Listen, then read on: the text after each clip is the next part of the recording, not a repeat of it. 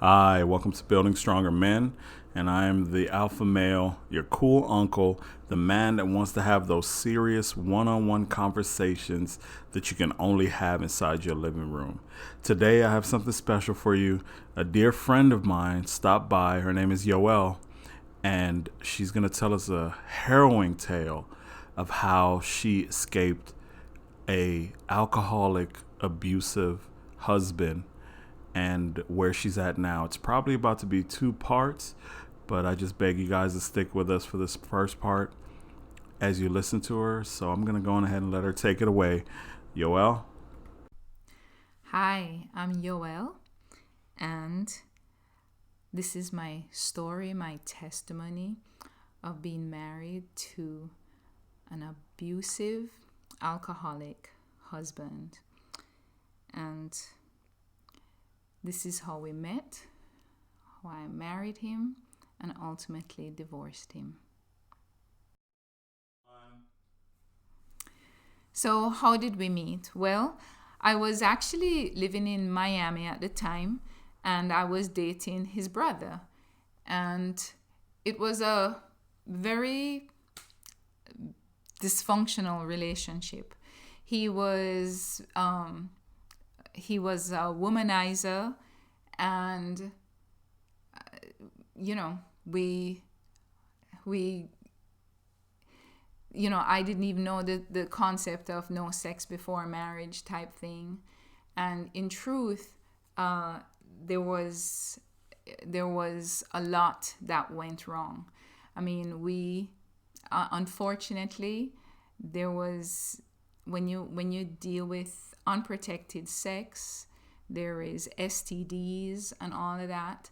So I was challenged with that. And when I went to Jamaica, I'd gotten very sick. And when I went to Jamaica, I ended up, I went back to Jamaica. We had broken up before. And then when I went back to Jamaica, it was with all the promises that, he'd be better, and then we did this and that. And the bottom line is I just didn't trust him. And then I found out exactly how sick I was at the time. And I just really wanted to hurt him really badly because of it. And,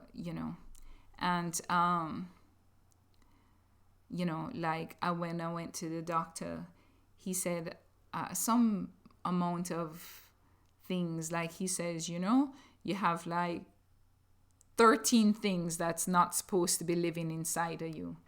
I was on medical treatment going every week for probably the next 2 to 3 months, getting shots and all of that. And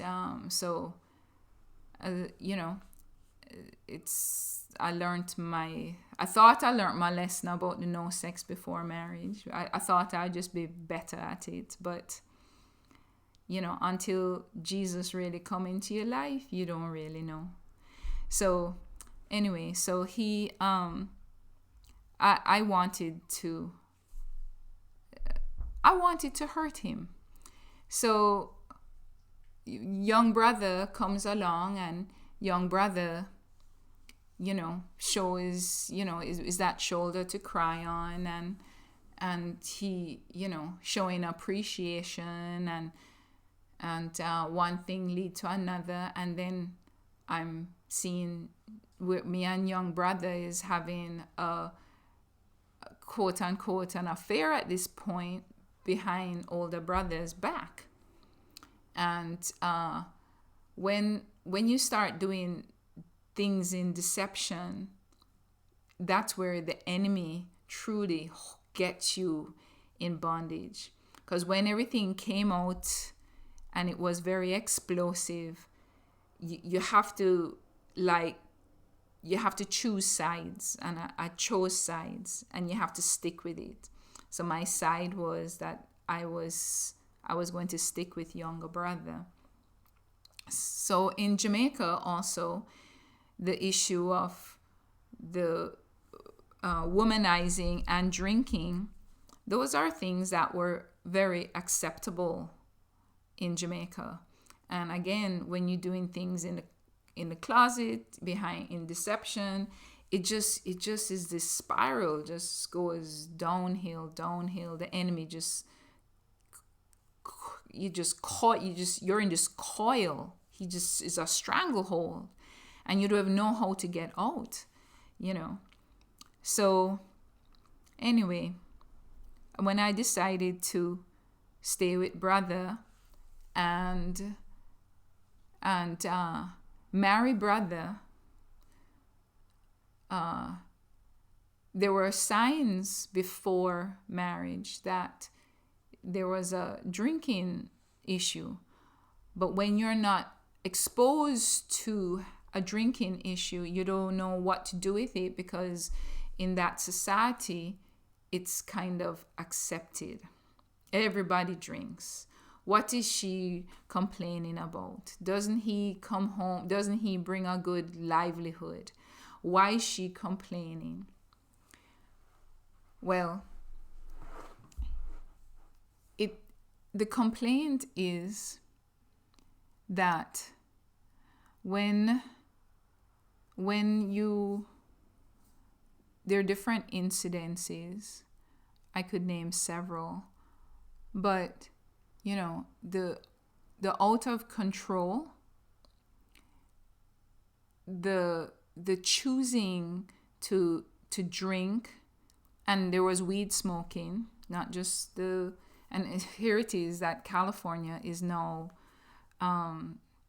approving weed smoking, but it's a drug, right? It impairs common sense, it impairs everything. And so there is drinking and weed smoking. And when you're choosing those things over doing something together, or, I mean, in truth, with the weed smoking, it deters sex. And I'm wondering too, here it is, I'm a young bride and there is no sex involved, right? But at the same time, he would come home and there'd be fear involved, because now you don't even know who is coming home. And one thing I learned was, if he came home happy, that's a very dangerous thing, because before I know it, there'd be a belt wrapped around my neck.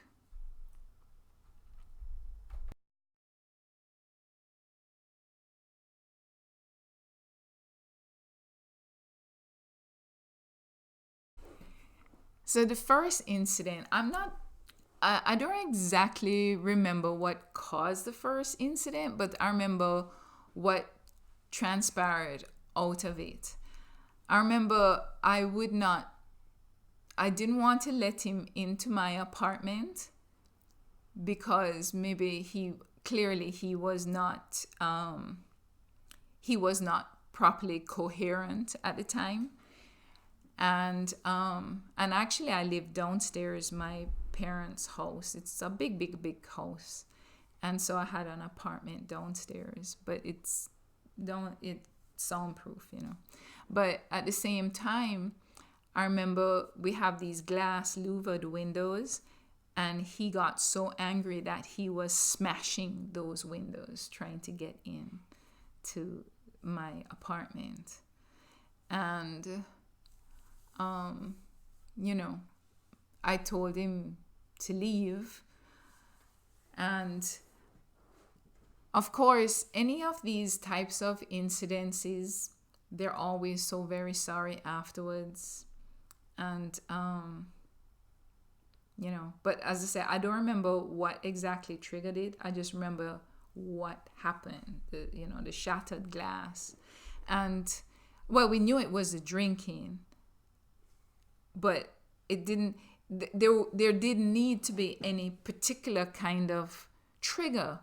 It just, because he's out of control, the drinking caused the out of control. So it could be anything. Just as I said, when we decided to get married, and it was really interesting because we were both Roman Catholic at the time. And so we went to counseling, and you hear all the counseling, blah, blah, blah, blah, blah. All it was blah, blah, blah, blah, blah. Because after we got married, he said to me, he actually said this to me. He says, "You are now my wife, and I can do with you as I please."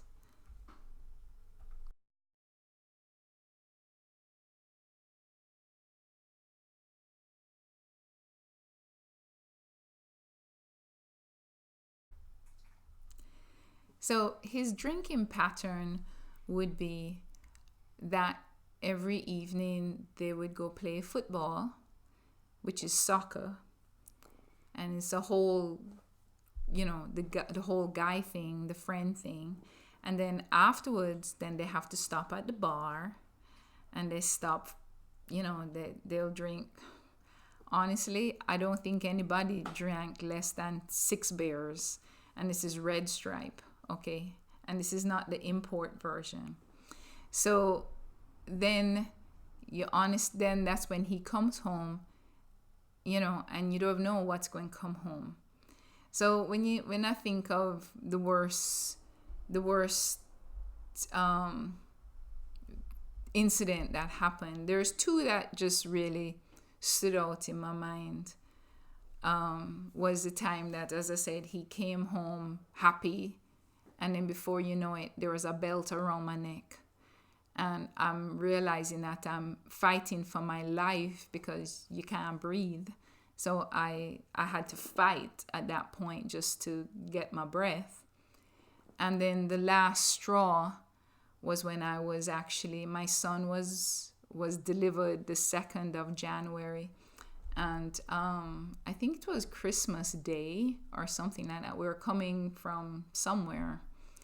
My girlfriend at the time was trying to remind a few weeks ago when I went on a trip about these times. There was some party, and honestly, I have no recollection. I just know what happened afterwards, because it all is all the drinking. It's just the drinking. So it's what happens afterwards. They don't even realize what happens afterwards. But I remember what happens afterwards. So afterwards, as I say, my son was delivered the 2nd of January. And we came home from this Christmas party or whatever, and this our other couple came with us, and he just got into this rage. It makes no difference. You don't need to, nothing triggers anything anymore. Anything triggers it's a nothingness. With the drinking, it results in violence. And he actually, I had a big black and blue on my upper arm from him punching me on Christmas Day, a week before being delivered. His best friend had to pull him off of me. Okay, so that's how you're going to deliver your baby. And if I could have left at that point, I would have. But that was when I started to leave.